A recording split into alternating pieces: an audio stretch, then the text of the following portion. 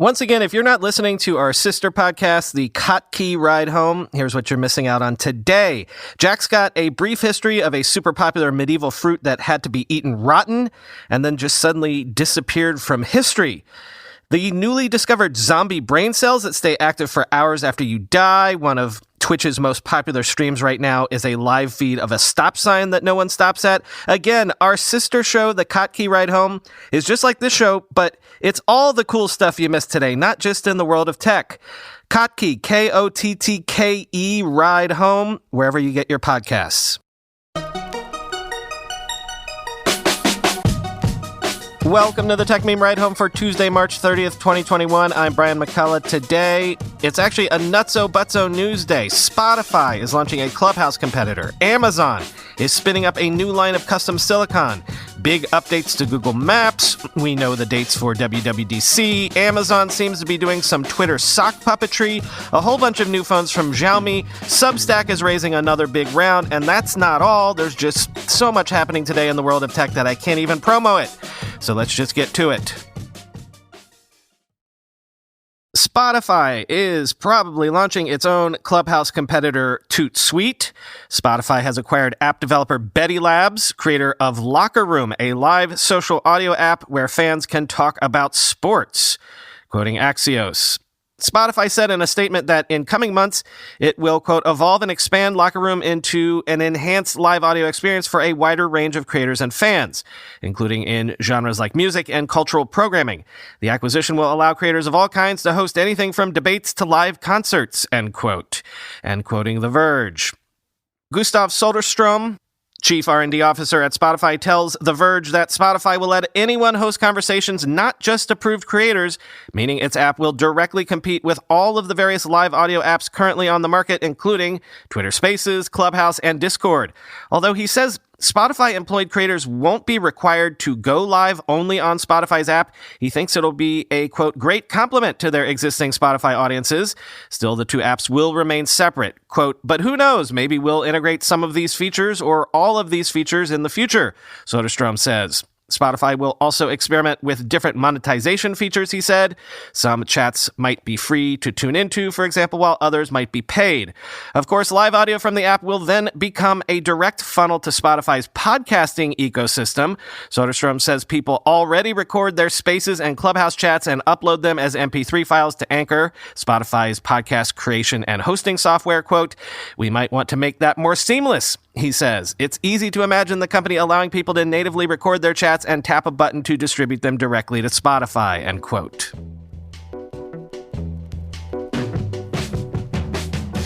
Everybody seems to want live audio rooms these days, and everybody seems to want their own silicon as well. The information is reporting that Amazon is stepping up its silicon ambitions with a new networking chip. Quote, Amazon is developing a chip to power the hardware switches that shuttle data around networks, the information has learned.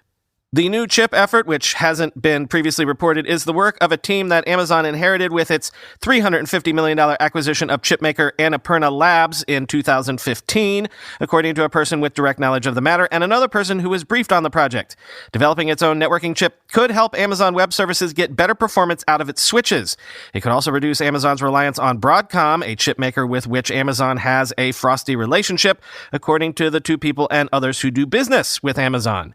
The switch chip is part of a broader AWS effort to make the performance of its cloud servers indistinguishable from the servers companies operate in private data centers. Network latency is one of the last remaining challenges to doing so, but the existing networking hardware and components from third-party suppliers don't afford AWS the flexibility it wants to solve the problem. As a result, AWS plans to also design an array of networking hardware components and software for moving data quickly within or between servers, one of these people said. Meanwhile, Microsoft and Google are working on their own chip designs to improve their cloud computing services and other products. Google, which has been developing custom chips for AI projects for years, earlier this month hired Yuri Frank, a veteran chip executive from Intel, to lead an Israel-based chip design team. And Microsoft is reportedly designing its own chips for servers and Surface computers to lessen its reliance on Intel. Like other big tech companies, Amazon will need to hire a chip manufacturing firm to build the chips it designs, end quote.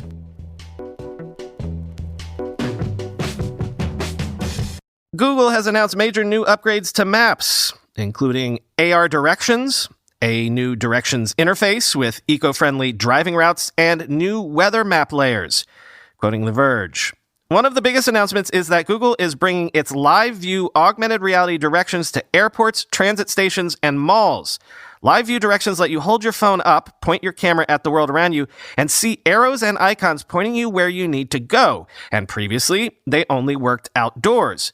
Disappointingly, though, these indoor AR directions aren't being rolled out very widely yet. They're only available in some malls in Chicago, Long Island, Los Angeles, Newark, San Francisco, San Jose, and Seattle right now. Google will launch indoor live view directions in select transit stations, airports, and malls in Tokyo and Zurich in the coming months, however, and more cities are, quote, on the way, the company says. Google is also planning to revamp the interface for picking your mode of transportation for directions on Android and iOS. Right now, you have to toggle through different tabs to see more detail about different transportation options, but with this new interface, you'll just scroll through a list. The company says Maps will even be able to prioritize the modes you prefer and put those that are popular in certain cities, the subway in New York City, for example, higher up the list. This new interface is set to roll out globally in the coming months. In addition to the directions interface, Google is adding a new type of driving route that's optimized for lower fuel consumption. If the eco-friendly route has about the same ETA as the fastest route to a location, Google Maps will default to the fuel-efficient route, though you can change this in settings if you'd like. Google plans to make these new fuel-efficient routes available on Android and iOS in the US later this year and globally at an unspecified time in the future, end quote.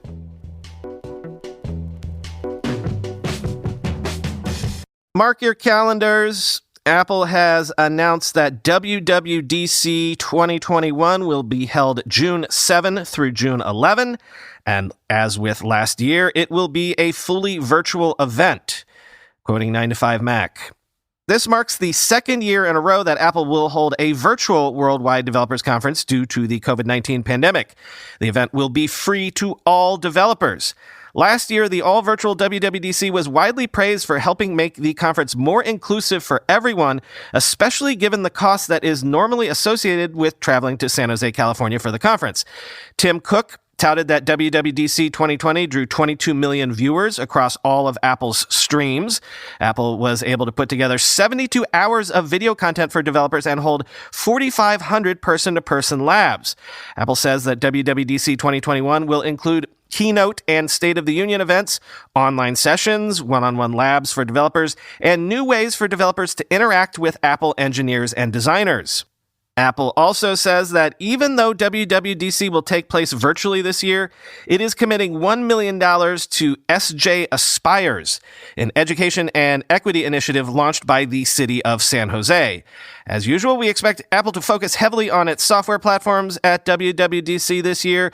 This will likely include the announcement of iOS 15, iPadOS 15, watchOS 8, macOS 12, and tvOS 15. The company will also likely release developer betas of these new operating systems then as well, end quote.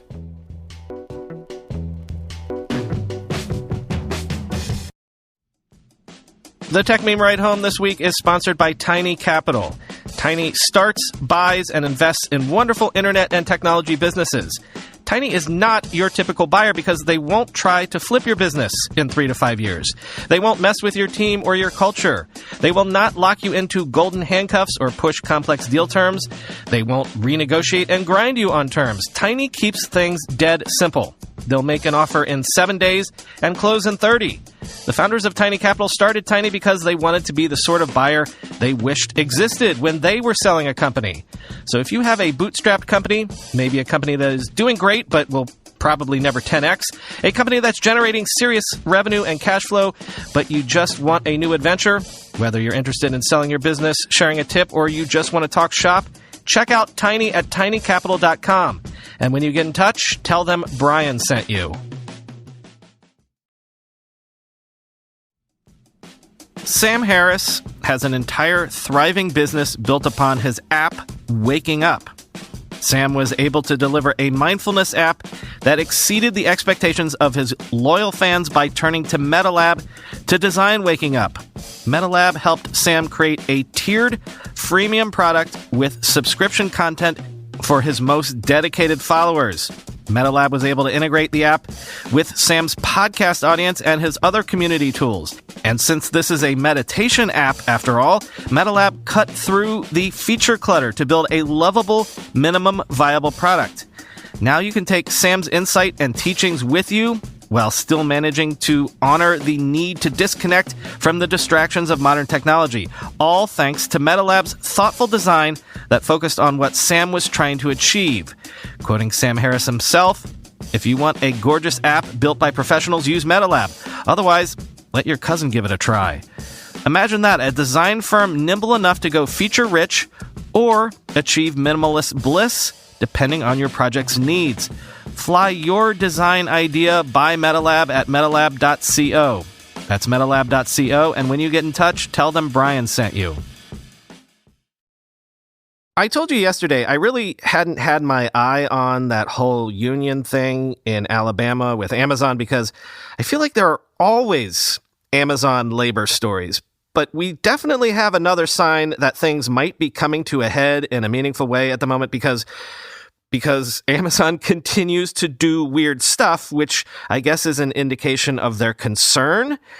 A whole bunch of newly created Twitter accounts labeled as Amazon employees have suddenly popped up defending the company against the unionization drive. In other words, it certainly looks like for its next bizarre PR act, Amazon has decided to go full on sock puppetry. Quoting Business Insider. "Hey everyone, this is Yola from Oak4. An account tied to an employee named Yola said last week, I just joined a program where I am able to answer any questions, comments, or concerns you may have about Amazon. I can't wait to share what my experience working here has been like for me," end quote. The account, like several others reviewed by Insider, was started in March 2021. Rather than posting, the accounts focus on responding to people tweeting about the company. Back in 2018, Amazon admitted to paying a small army of employees to tweet positive things about the company. The move was in response to the first revelations that some Amazon warehouse and delivery staff were peeing in bottles to save time due to the demands of their job. The employees paid by Amazon were easy to identify as they all shared the same Amazon FC naming convention on their profiles. FC stands for Fulfillment Center, the name of Amazon's shipping warehouses. Quote, "My fulfillment center lets me take 2 20-minute breaks and 1 30-minute lunch. On overtime days, we get 3 20-minute breaks, which is also pretty nice as well." One such response from an employee identified as Gary reads, "Before the pandemic, our breaks used to be only 15 minutes. Being an essential worker is dignifying for me," end quote.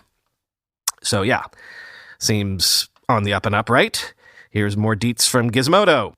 The Amazon employee in question, known as Darla, joined Twitter this month to tell us about how great Amazon is as a company and how unions aren't really needed at Amazon because employees are treated so well. Quote, "Amazon is not anti-union. Unions are valuable tools at companies that don't provide good pay and benefits like Amazon does.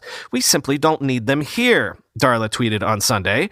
Darla has just 24 followers and is only following 3 people, but aside from that, her photo appears like a real person at first glance. But is Darla real? Her photo was almost certainly created using the website Generated Photos. Gizmodo was unable to reproduce Darla's photo exactly, but we got pretty close by simply checking various boxes for the kind of hair and eyes we wanted from Generated Photos. The description for Darla, or her facial type, appears to utilize joyful, white, young adult female with medium brown hair and brown eyes, as you can see in the bottom right of our screenshot from the site. Just take a look at the ears and the way the hair falls if you need any evidence that the photo of Darla is computer generated.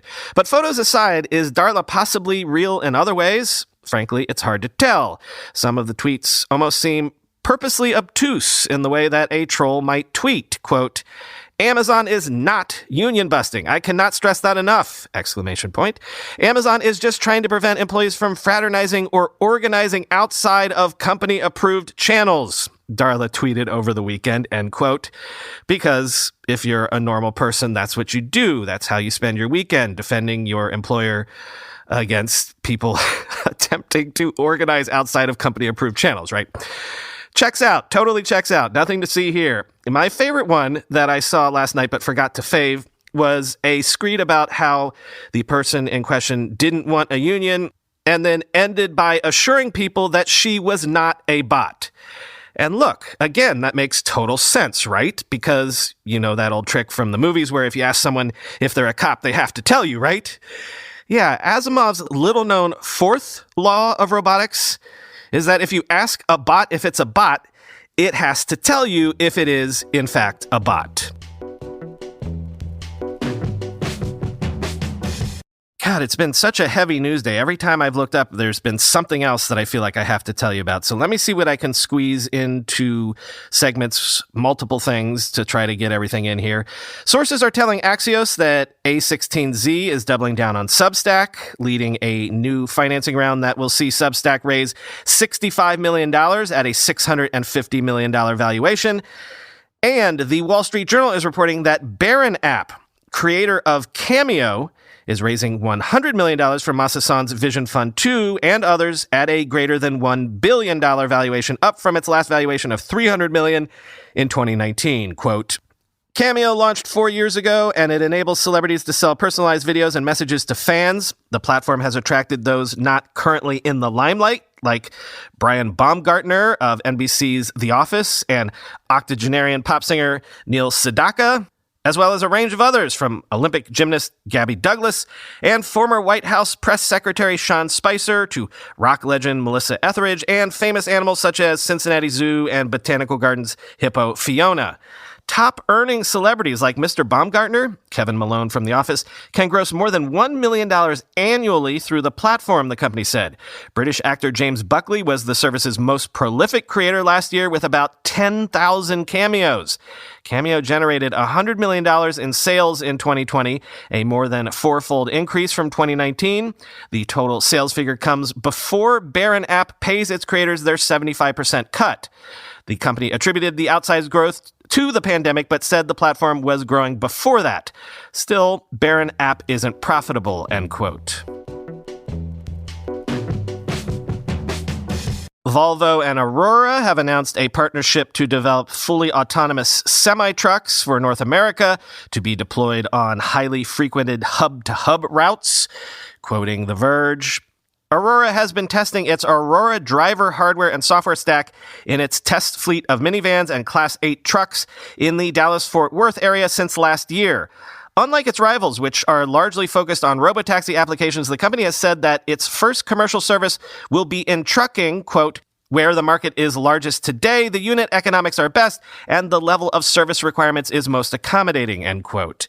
The deal between Volvo Autonomous Solutions and Aurora, which was founded by former executives from Google, Tesla, and Uber, is a, quote, long-term partnership spanning several years, the companies said, end quote.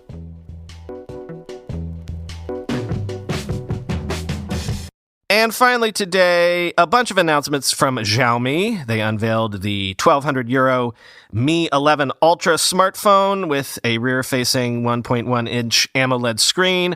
Also the Mi 11i, Mi 11 Lite, Mi Band 6, and an Air-powered-like charging pad.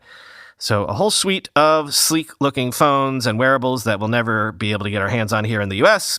But also, Xiaomi announced their first ever foldable phone, the Mi Mix Fold. Quoting The Verge, the Mi Mix Fold is a pretty conventional folding phone that uses a big screen on the inside, small screen on the outside design similar to Samsung's Galaxy Z Fold series and Huawei's new Mate X2. The inner screen is an 8.01-inch 4x3 OLED panel with 2480 by 1860 resolution, a standard display brightness of 60 nits, and support for Dolby Vision HDR. Xiaomi says the display is able to withstand being folded 200,000 times. The outer screen is 6.52 inches with a 90 Hz refresh rate. Xiaomi is making big claims about the Mi Mix Fold's audio capabilities with 4 Harman Kardon-tuned speakers and what the company describes as 3D panoramic sound. People in China are able to pre-order the Mi Mix Fold today, and it'll ship on April 16th. Prices start at 9,999 yuan, around $1,500 for a model with 12 gigabytes of RAM and 256 gigabytes of storage, going all the way up to 12,999 yuan, or around $2,000 for a 16 gigabyte, 512 gigabyte ceramic special edition. There's no word yet on a release outside of China, end quote.